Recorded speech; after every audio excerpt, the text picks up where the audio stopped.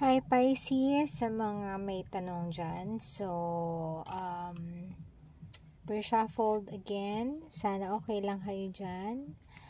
And then, ito, bubunot tayo ng mga cards. So, kung may mga tanong kayo, heto.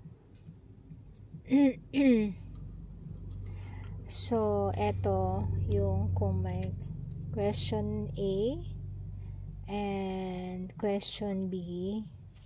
So, pwede nyo na lang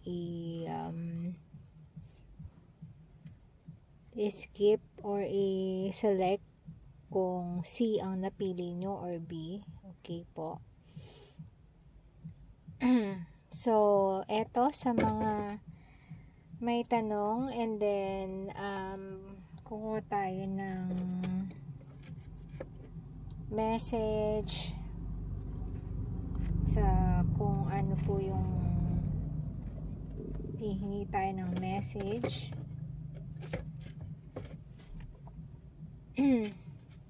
Para dun sa tanong nyo po, para po ma-manifest natin. Okay po. So,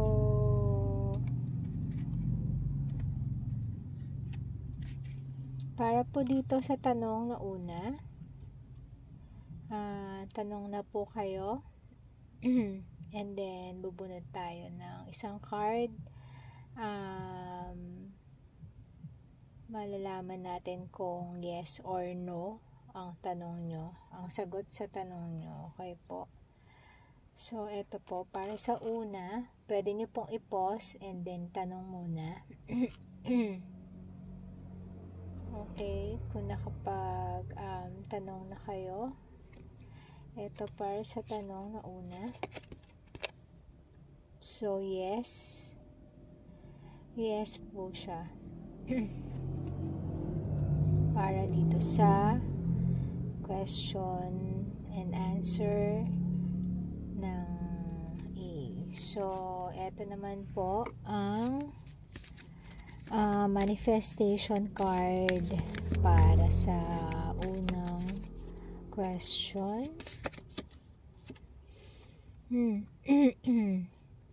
I heal the habit of fear and I embrace the habit of love. Okay po. So, ito po ang manifestation card para sa unang tanong. And if ang napili niyo naman po is etong set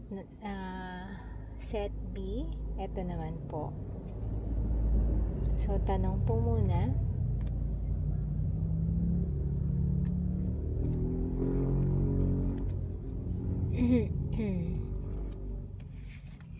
Then, kuha po tayo.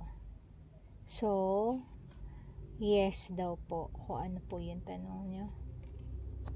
Yes.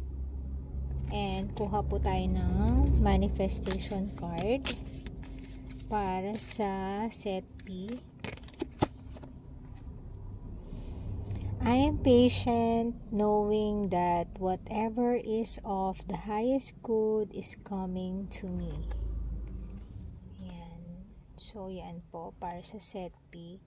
And if ang napili naman ay sa set C, tanong na po.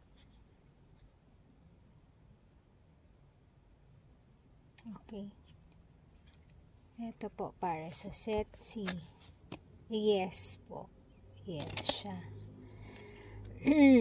And manifestation para sa set C na tanong ninyo. Directing my focus onto what's striving creates more of what I want. Yan po.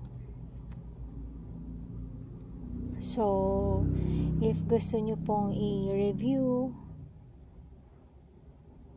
kung hindi nyo po nasundan, pwede nyo pong ulitin. So, yan po muna para sa ating weekend yes or no. Sa ulitin po. Have a great time. Have a great weekend. Thank you po. God bless.